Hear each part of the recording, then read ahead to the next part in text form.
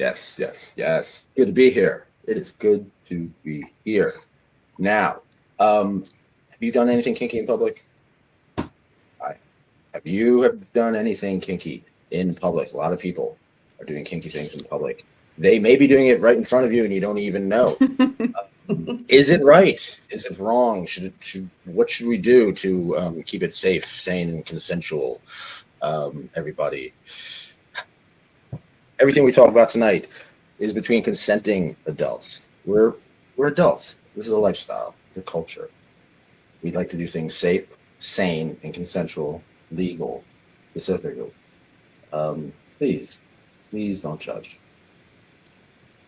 Please keep an open mind and an open heart. Be cool, be kind, and always keep an open mind. This is your kinky friends.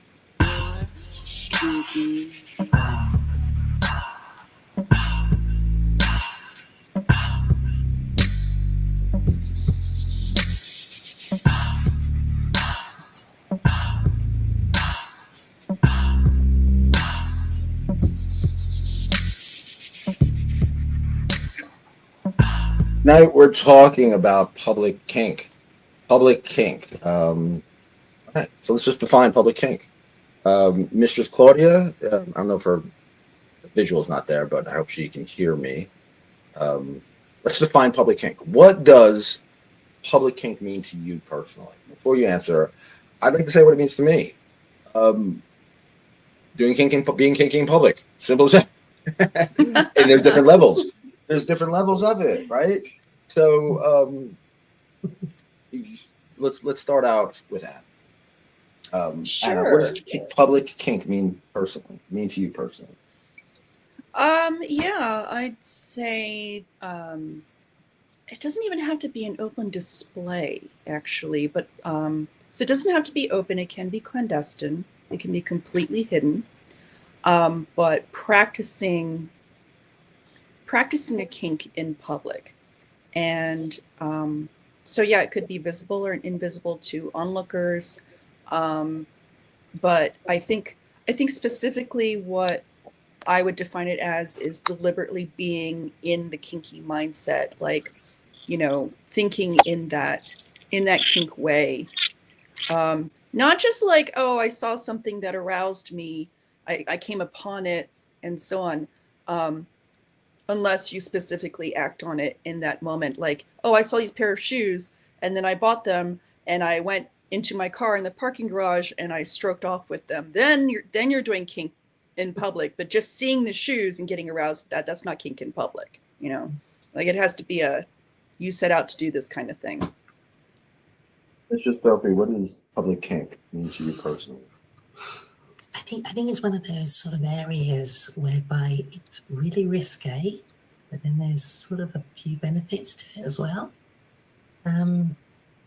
I've actually done one scene before where I sort of pretended to do public when it actually wasn't. And it was it was kind of psychological thing.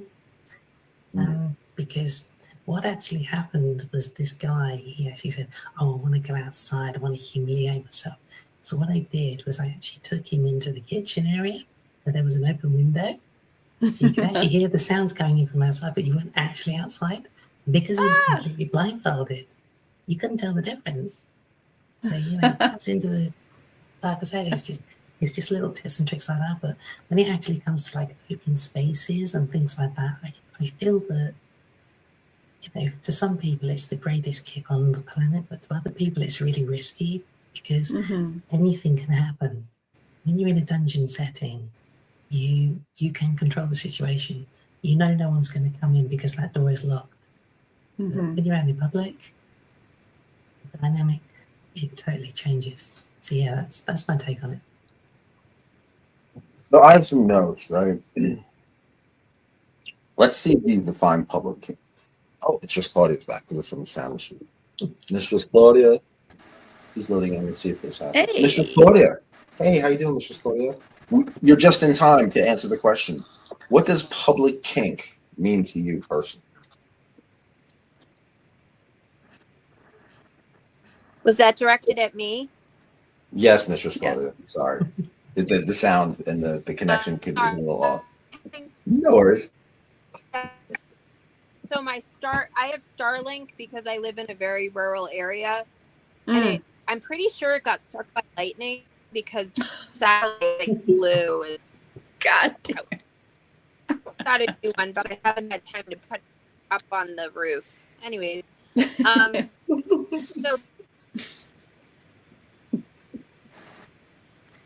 Oh, and she's gone. Well, that's well, Starlink. Is that So like okay, let's. that's like the modern the dog ate my homework? Is my Wi-Fi got struck by lightning? It's She like, may be back. it really did. I'm not lying. There she is. I'm not doubting so- you. This is such a funny like. Mistress before Claudia. I what does disappeared- public- Yeah. So have like big.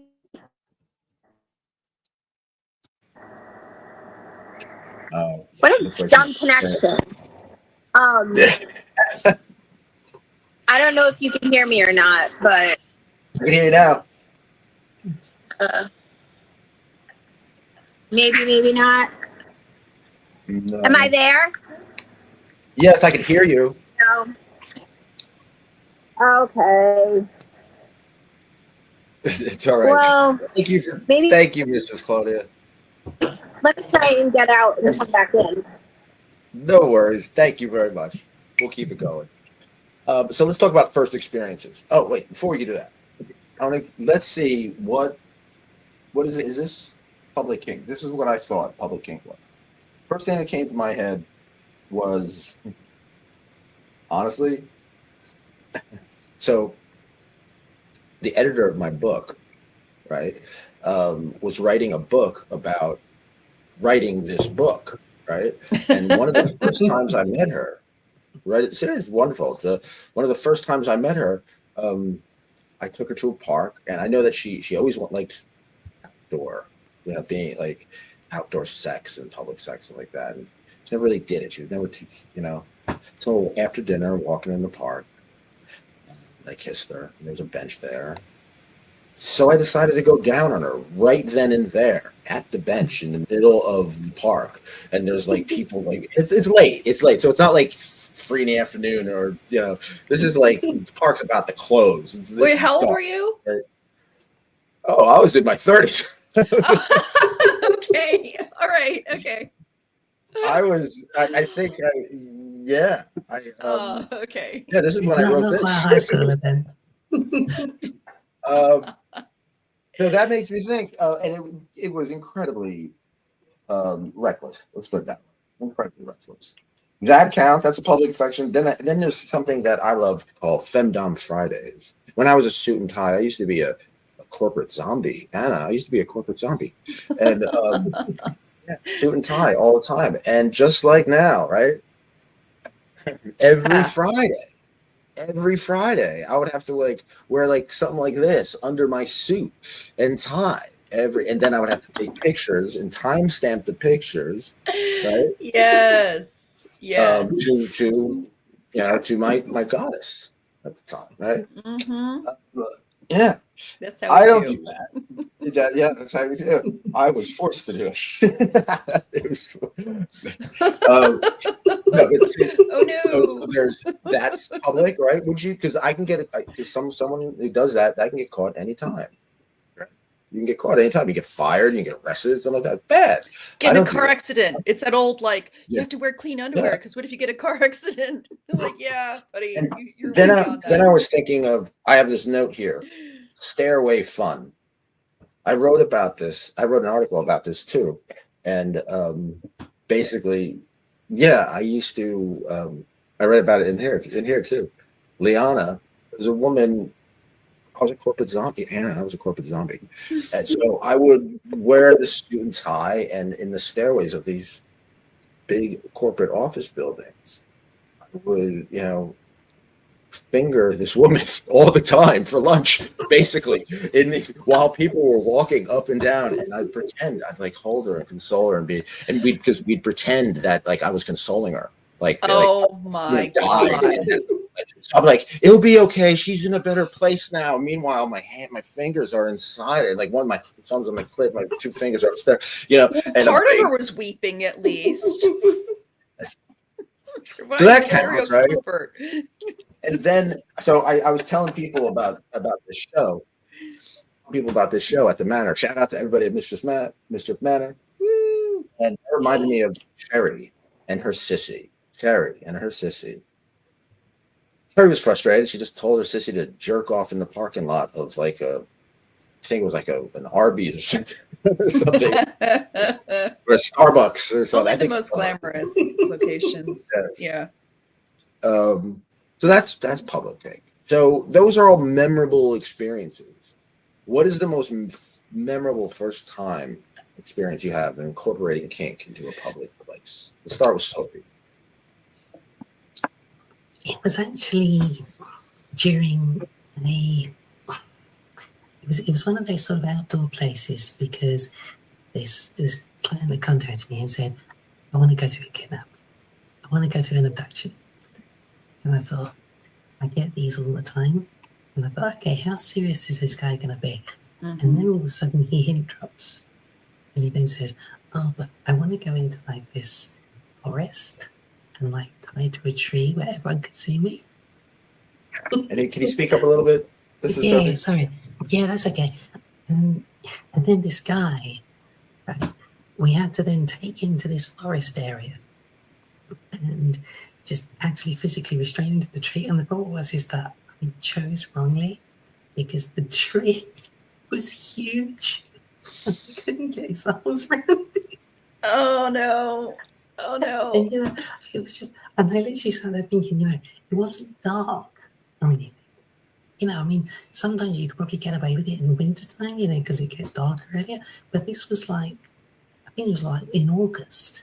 So it was going to be like the longest, sunniest day ever. It was going to be like, and bearing in mind, I knew that there were like dog walkers in this forest as well. And I thought, any second now, so a dog walker is going to come walking up, see me, they're going to call the cops, and I'm probably going to get like some gun pointed at the back of my neck. Because the thing is, it's like the police in my country, they take it like that seriously. You know, if they genuinely think that a crime is happening, they will like physically pin you to the ground. And you know, I'm sitting there thinking, oh my god! I was like praying. I was like, please, false imprisonment, public indecency. Tell me about it, Hannah. Tell me about it. Probably some battery in there somewhere. You know? Oh yeah, and the thing is, as well, is I thought this guy was married. He had kids. Of course. How am I going to explain this? Yeah, it was most definitely a baptism by fire. But yeah, that was.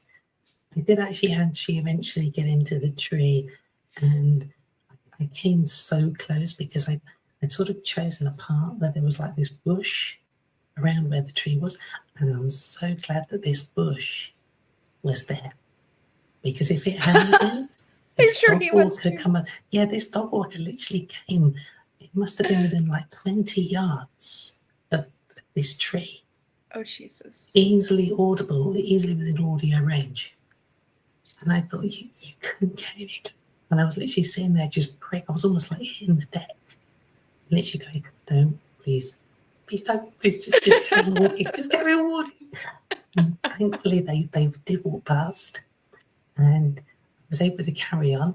And I sort of incorporated it in the roleplay, because the guy was obviously blindfolded, gagged, tied up, and he had no idea what was going on at all. And I just sort of reached into his ear and I just went, chance. It just like it seriously messed with him, because at that point, because I could feel his hand, I could feel him physically shaking like that. I thought, yeah, I'm playing the whole, you know, evil bitch thing.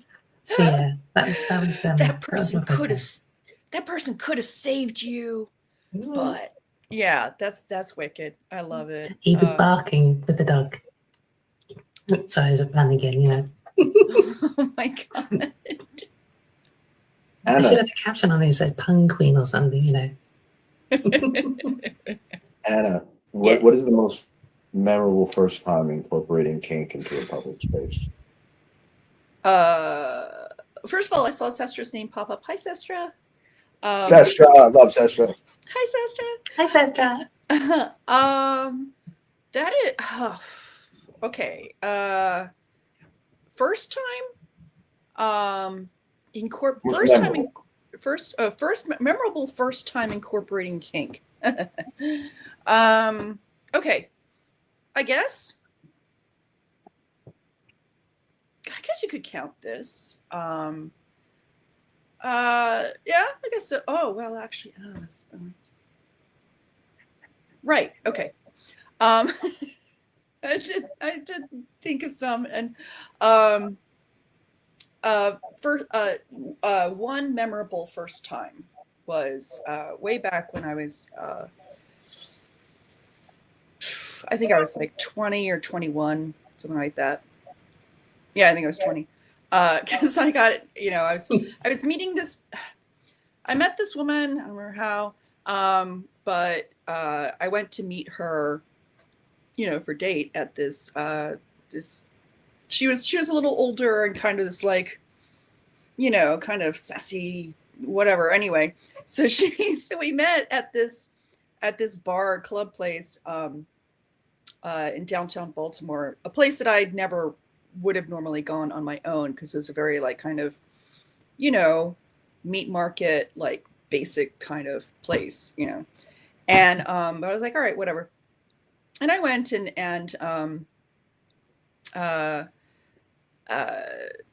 met her and whatever. And it was summertime, so I was wearing this like cute, like kind of halter dress and, like high heeled sandals. And how did this happen? But basically, these guys were kind of hitting on me, and this one guy was like, he was a really, really nice dude and whatever. And he was something like he wanted my phone number, and I was like, well then, worship me. And he was like, well, what do you mean? What do you want me to do? And he was like, totally. And I was like, get down on the floor and lick and worship my feet and legs, lick from my toes up to my knees and back down, but no higher. And then he fucking did it.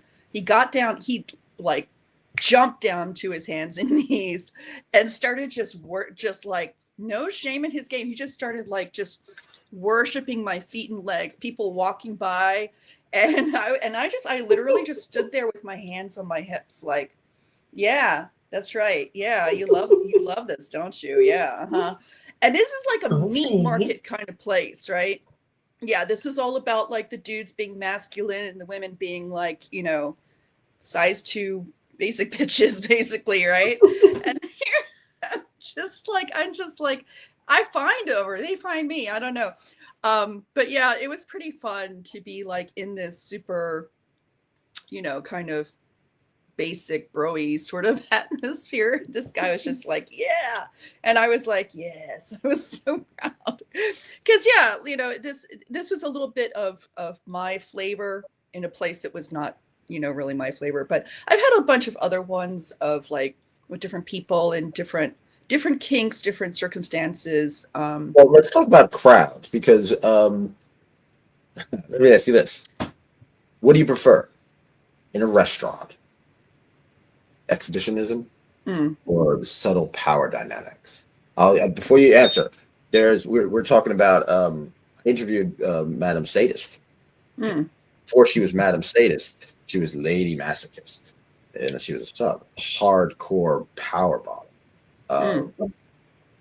From what I've seen, what I know, I don't know how human being is. This is like goes up to like torture ants type stuff, which is awesome. But very upfront. And like I go to some munches in Jersey. I haven't been to in a while.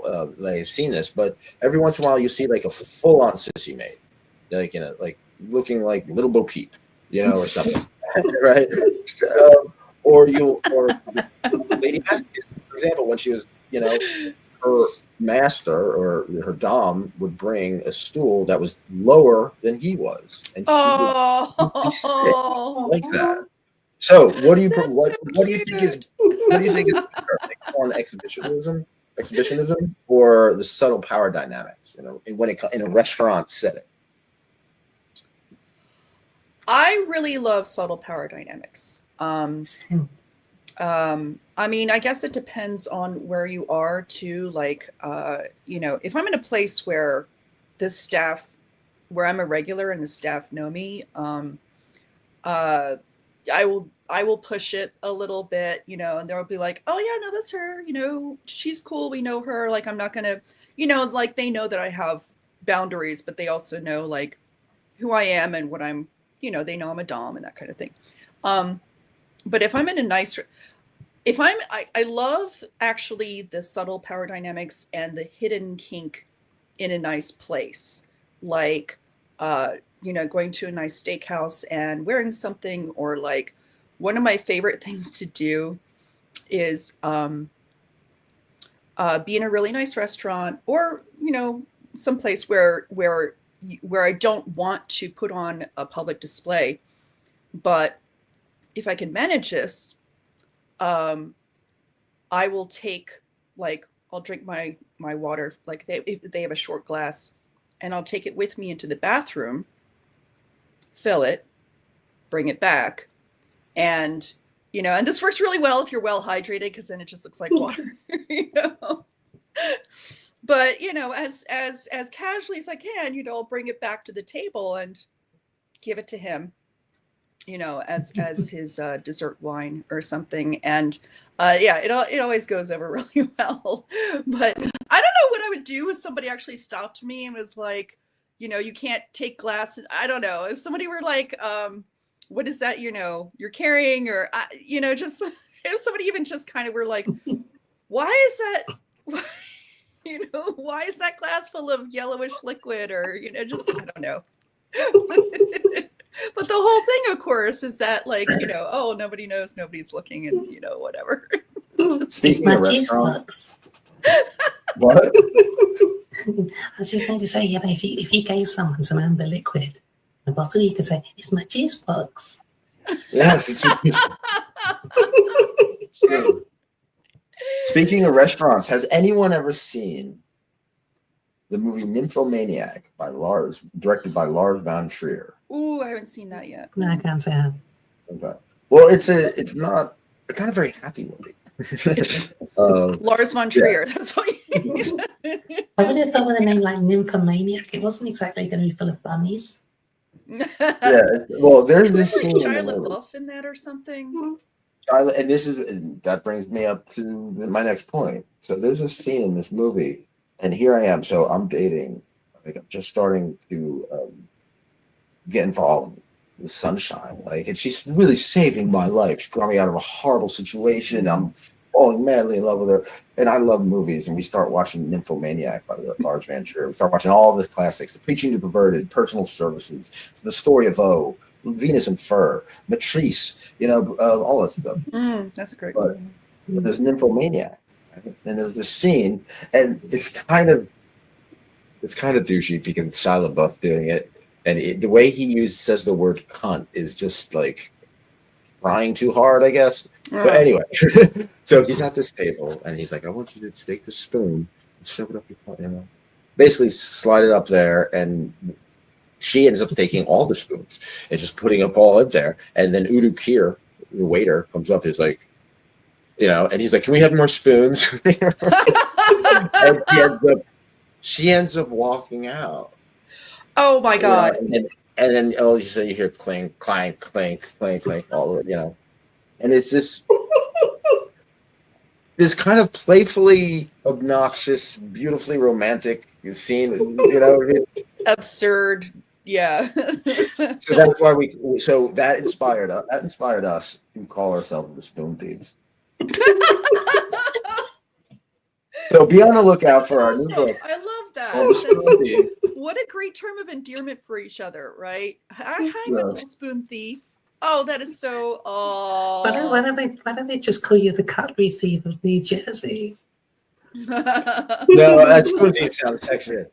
All right, let's talk about non-consenting bystanders. So, like, in a situation like that, if the waiter, came up to us, or if there was, if there was a there was someone like maybe from the religious right or political or something like that, just sitting in that restaurant, that could be a non-consenting bystander. How do you deal with non-consenting bystanders in any public kink situation, Adam? And Yeah, well, I try to, I try my best to not, encroach on anybody. I mean, and there's you have to, I think it's a case by case thing too. Like, there's a big difference, obviously, between doing it like in a nightclub or a bar where there's some expectation of rowdy behavior versus, your PTA meeting. Although I don't know your PTA, so maybe I can't judge you on that. I don't know. But, if you have like, yeah, I think it just requires a higher level of self-awareness, like situational awareness, really. And I guess if I haven't had this happen, but if somebody were like kind of offended or taken aback, a sincere like, hey, really sorry, we're going to take this somewhere else or something like that. Hopefully you haven't been doing anything too traumatic to this poor bystander. Because I mean, can you imagine, like, some of the stuff we do can be genuinely alarming. You see some guy getting like just fucking wailed in the nuts with a steel toe boot or something. You might be a little concerned. Be like, say like, no, he's okay. We have physically tested this. I don't know. I'm his doctor. I don't know. But you have to, you gotta be like kind of aware of what the fuck this looks like from the outside, So always carry that with you. It's like you might have to explain yourself. I suppose in a sense you would have to really play it down, wouldn't you? Because I actually have a set of steel toe cap boots, and so I know how much of a blunt force trauma you can deliver with one of those. So the thing is that this guy is not just going to walk away. He's going to be waddling away. He's going to his ear's going to be blue. You might have to, circulation. If a bystander sees that, you might have to have him wobble around for a few seconds. Be like, look, he can still walk. He's fine. You just walk it off. Now, let's talk about legal issues. Oh, yeah. Take a look at this. Good evening, council peoples. You may call me Mistress. I am here standing neutral. Is that a courtroom? Approving an agreement for the proprietary purchase of yard waste processing industry. I do, however, find it interesting that you will spend almost $1 million to hide your secrets down the drain. So, I propose that you use a quarter of that mill to support DOMs and subs in Broward County, to build a dungeon created for us by us, the taxpayers and voting citizens. In closing, do not let this glamorous look distract you from doing your duty to take my demand. I look forward to spanking each and every single one of you at the new esteemed dungeon. You are dismissed. Okay, thank you. Yeah. Can I just say for the record, that lady looked like LaForge from Star Trek. Oh, yeah. Oh, my God. Yeah. Very kinky LaForge. So that's Crave. That's Crave down in Florida. I was trying to get them on my show. And I don't know if you seen any of the Crave advertisements. They were doing some wild public kinky sex stuff. So sometimes public displays of kink can blur the line between laws of indecency and public nuisance. So what is the smartest way to stay safe and legal? Sophie? I suppose in a sense that would really depend on like local laws and things. I mean, I know here in the UK there's been this really, really massive crackdown on anything sexual related in public.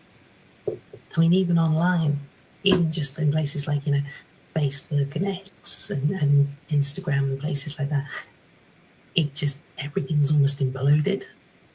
You can't see any kind of sensitive content if you're under 18, rightly so. But Of course, the trouble is that if you then can't prove that you're over 18, there's just so much that you're not getting access to. And yeah, I think the best way to sort of stay safe and legal is just to research, find out as much as you can, as fast as you can. Just, you Best know, way to just say in case. legal is to abide by the law. Like, Yeah. just know the law, seriously, and don't break it. Yeah, exactly. You have to know what you Yeah. can do, And and you kink the law, and that's what's interesting about like even this channel, right? Like, or radio, terrestrial radio. There's certain shows, like for example, the best show, Tom Sharpling. He can't say he got kicked off Survivor. He was a contestant who got kicked off Survivor for jerking off in the park and on the show. You can't say that, but you could say something like he was whitewashing his hand. It goes around censors. You know what I mean? So let's talk about thrills and fears. Let's talk about thrills and fears. All right. For some people, it's a thrill to do something. This is sissy exposure is another thing that I see all the time. Expose me. Shout out to Daddy Delilah, Nikki Graziano. There was I think Daddy Delilah or Nikki was a picture of, he's all dressed up, he's in chastity, you can see the chastity device, and there's like expose me, and a picture of it. And they're making Xerox copies and putting them on cars.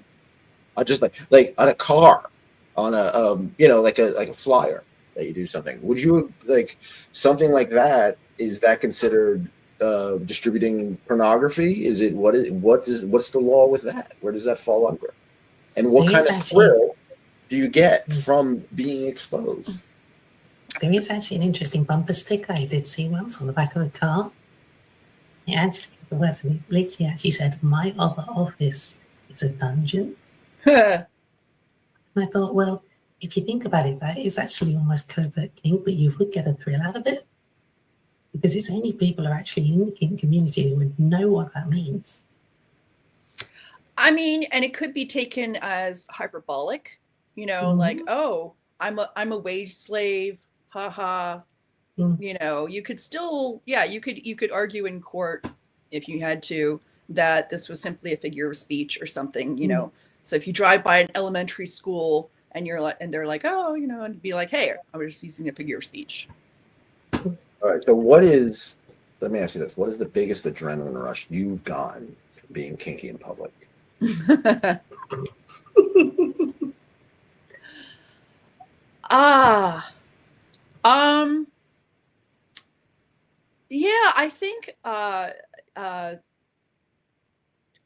I think some of the when I think about like some of the best times that I've had being kinky in public, it is kind of like I mentioned, being in a place where it's specifically a not kinky place, but where like I know the staff and the staff knows me, and I know I'm not going to get kicked out or arrested.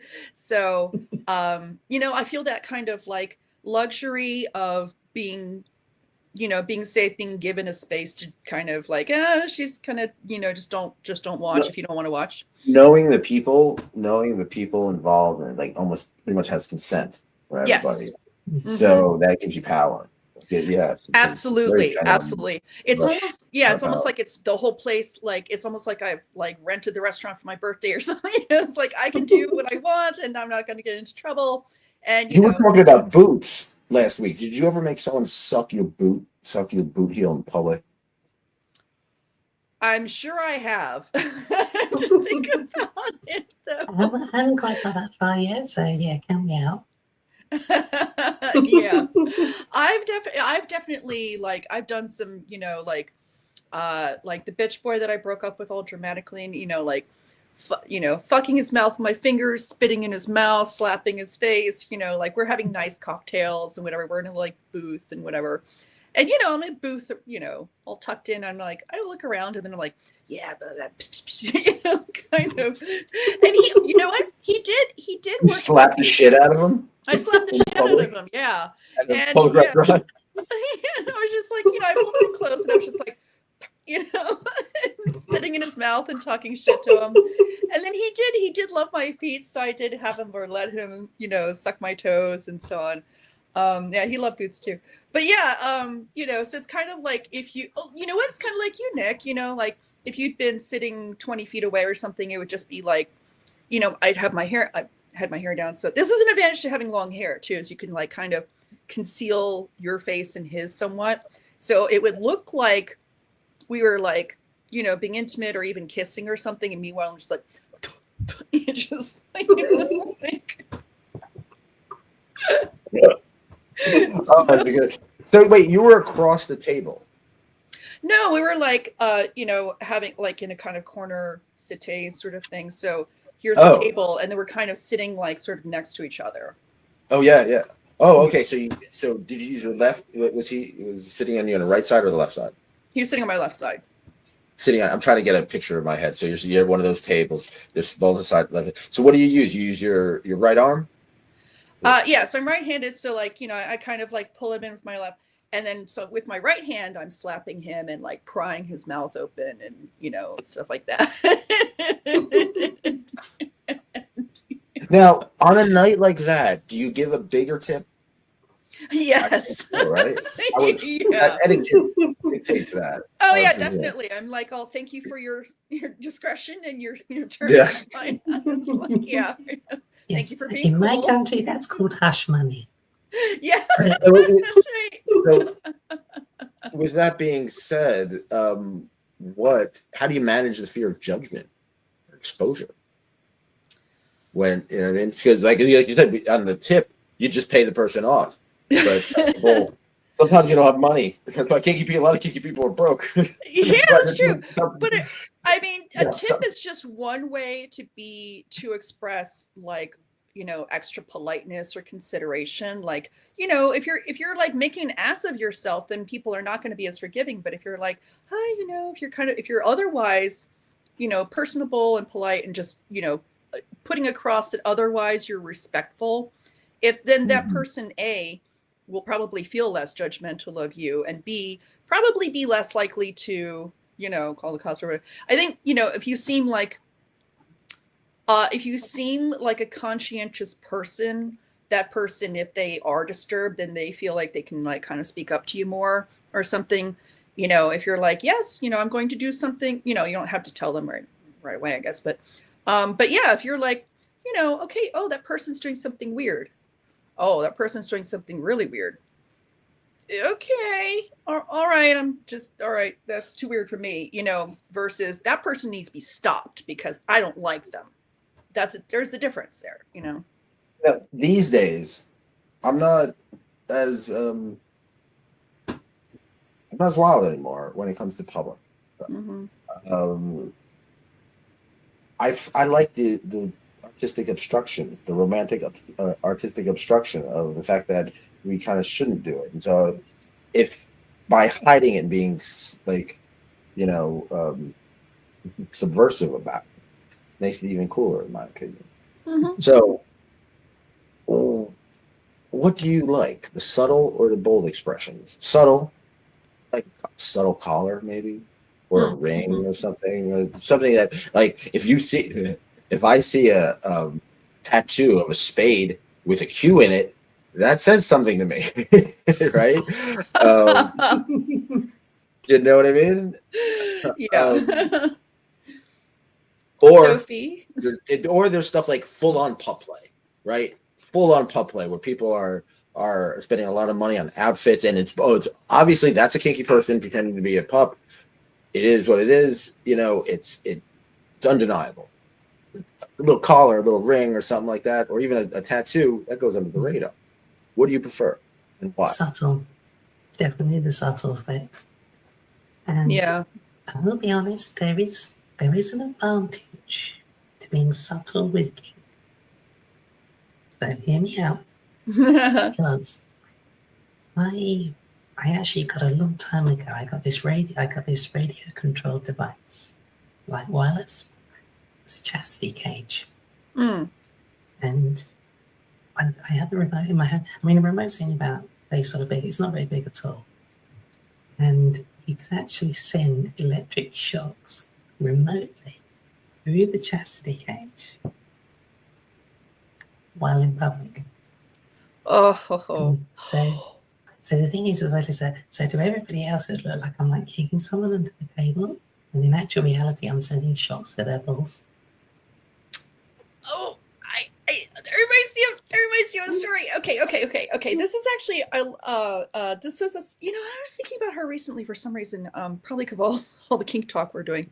But I had a client for a while in LA where this was so special. I miss these experiences where we would get together, and she was a cross-dresser, and she lived with took care of her mom, so she didn't really have the ability to dress up at home, and so she would get together with me, and she would always, it was so cute because she was so excited about like this chance to, because she was like, finally, and she would she'd pack a bag and get a motel room and get herself all ready, and then we would go basically on a ladies' date. That we would go to we went to the museum and cafes and that kind of thing. It was just two ladies going out to lunch, and it was really sweet, and we would be in nice places like the museum and stuff,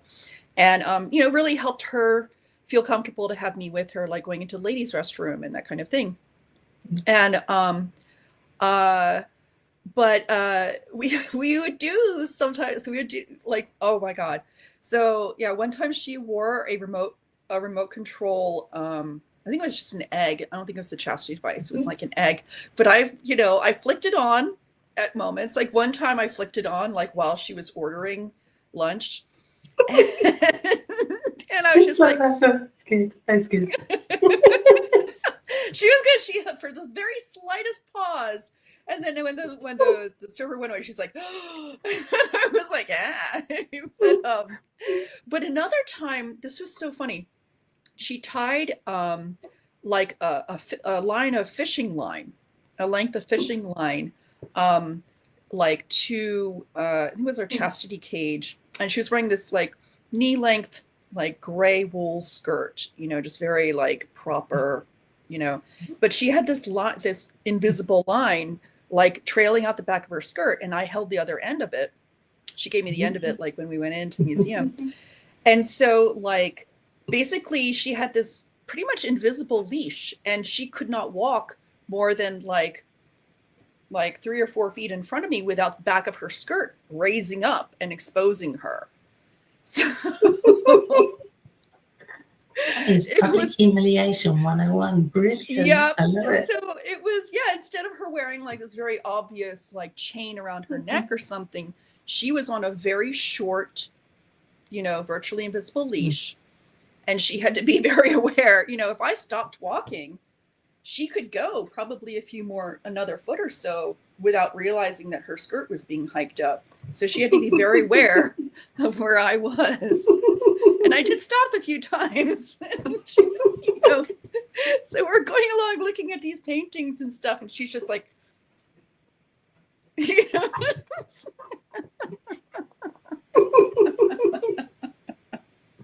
That was really fun. That's a cool story. Sunshine, that's an awesome story, Anna. That was Thank your you. previous story. That's an awesome story, too. Sestra comes in, and I'm glad Sestra says this.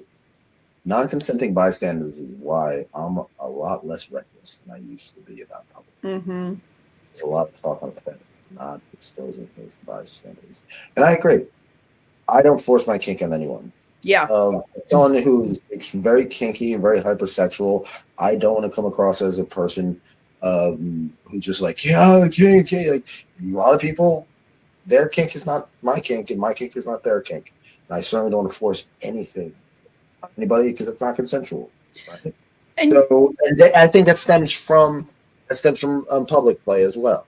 You know what I mean? You could traumatize somebody if they see some shit that like brings up something, or they're not ready. Spanking, kidnapping, obviously, but I mean, you don't know what other people have gone through and what could be triggering for them or something like that. You just don't know, and you don't want to like you know, you don't want to be the cause of somebody, you know, somebody's distress that they didn't sign up for. That's not, and that gives us a really bad name. If you're, you know, if you're going around being like, I don't respect other people, I'm just going to do what I want. That gives people a terrible impression of kink. Sure. Yeah, Very definitely. good. Well said. Mm. Now, what about aftercare? Aftercare in the open. How does aftercare look like when you're not in a private dungeon or in the private? Sophie? Yeah, I suppose it's really, really different. Again, it's like I said almost at the start of the podcast, you know, when you're in a dungeon setting, you can control the narrative. You can control the session, the aftercare.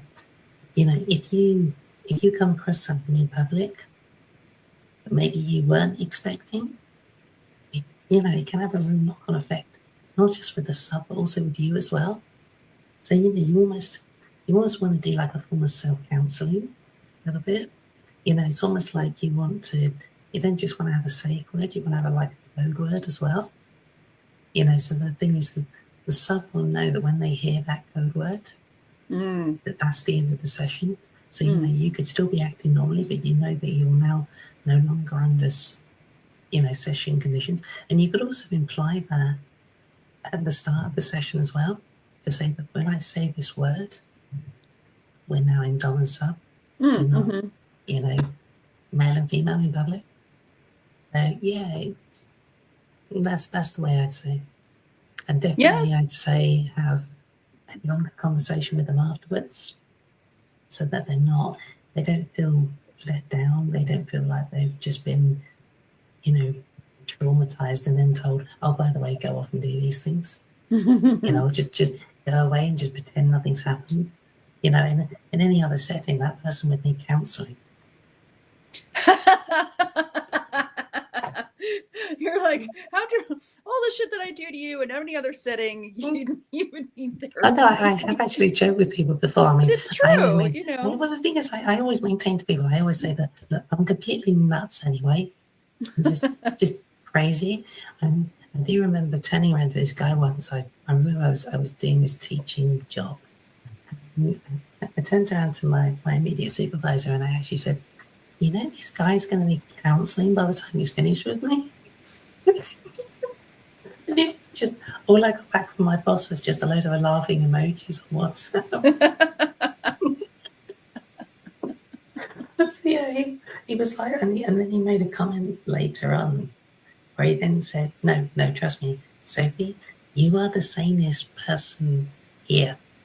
If anyone else is going to need the counseling, it's going to be you. Yeah. Yeah, definitely. But the aftercare does need to be more specific. If it's been done with public play, then it is in the dungeon, definitely. Now, this topic brings me to you across the pond, Mr. Sophie. Have you heard of Stephen Go, the Naked Rambler? I'm going to look a bit stupid here, but no. Okay. Well, he is a British naturalist with exhibitionist tendencies. He hiked across the UK entirely naked as a form of protest and personal kink expression. Oh my God. He was arrested for public indecency. That is a big deal. That is a seriously and over big a deal. decade, he faced dozens of arrests, trials, and imprisonments for totaling many years in jail. Damn. And he was convicted. His convictions led to fines, community service, extended prison terms, and his case highlighted tensions between the personal, fetish, and public decency laws. Yes, please. This one's for Stephen. I'll be honest, I mean, it does depend on where he was walking. I mean, you know, if he went strolling around in a woodland area completely naked, then really and truthfully, the only people who'd complain are like dog walkers. But then if he then decided to do that, you know, in front of a school full of kids, then yeah, I think that probably would be irresponsible. We're going to wrap it up here. So what have we learned from all this? And what is the future of public kink? Well, For one thing, the digital worldscape is a whole new arena for public kink. Live stream yourself doing, and I think, privacy as we know it is being redefined in general in society. Places are getting more crowded. There's less of it. I think there's less of a reasonable expectation of privacy, which is, a factor in whether you're on display or not, whatever. And yet I think, as kink becomes more mainstreamed too, I think more people are just going to feel kind of emboldened, or, people going to kink. People are just going to kink, and they're going to find new ways to do it and be out in public and whatever. So yeah, I think you're just, it's going to be humans doing human shit. And yeah, it'll be kind of interesting though with like people, hey, people are already sexting and, videoing and, what have you. I think it's just, we're going to find whatever we can do to put it out there. So. I think that technology has changed things so many ways. When I first got into the whole sissification narrative, feminization, cross-dressing, chastity, I was just a kinky person, but I couldn't find that stuff anywhere. Less Tomic, Sardux, it was like really the only Miss Silk, the only thing out there. So I didn't know anything about the culture. And it wasn't just for me, it wasn't just goon material. It wasn't, it was art. And it was culture. You know what I mean? So I think the future of public kink really deals with streaming, stuff like this, and a lot of just online, everything online that affects the culture. The culture affects acceptance, and but then there's also so the laws around sex work, obscenity, and the zoning laws, they impact visibility, kink visibility. So the future may bring stricter online laws. That's what I worry. And also just stricter regular laws, especially with the way the government is, and in this country at least, people are cracking down a little more. The judgment of people is starting. People are very quick to judge. That's why I always ask. I started asking politely, according to Nico Noir. She was like, it turns people off. You start going, don't judge. Turn off the happy. But it's true. Just that, please don't. So yeah, there's that. There's also the younger generations. Statistically, they're more open, right? Statistically, they're more open to BDSM and non-monogamy, but there's a huge wave of conservative people coming up too. But the normalization, I think, could come from the internet. Yeah. Think about it. I got so far into this community because of the internet. It changes the thought process. It changes the climate. It changes the zeitgeist, so to speak. You know what I mean? I don't know. We just gotta be safe.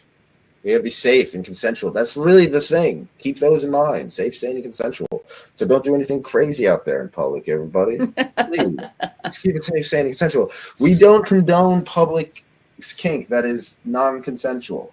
Yeah. This YKF does not condone any kind of public kink that is non-consensual. That means if you see it, any of your YKFer, please don't force any kink down anyone's throat. Ask for consent first. With that being said, please, everybody, thank you for being kinky. Thank you for being open-minded. And please go to yourkinkyfriends.com. And we need support. We need money to support. Every episode could be the last. Seriously. And we have a new show. Check out Forbidden Tickets. Forbidden Tickets, you got the Mischief Matter. You go on FetLife. I promoted it on my FetLife page as well. I'm promoting it on Twitter and Instagram. We have a YKF as a live show. I'm interviewing Mr. Shard. We're going to have some really stuff. I'm doing a book review where I'm reviewing all the books from YKF by spanking people with them. By spanking one very special person. We did a test run. We did a test run at the Manor last night. It was great. And little did I know that we have a lot of books in the author circle. It's great. It took a long time. So please read, write, do fun, wonderful things. Go to yourkinkyfriends.com. Get 50% off all inventory at Locked and Lust. Check out this. This is a lot of fun, people. If you have a chastity slave, squirt in seconds, ride all night long. And they stay locked. It's great. It's great. It's going to be a great week, everybody. It's going to be a great week. Everybody, please, please, please be cool. Be kind. Keep an open mind.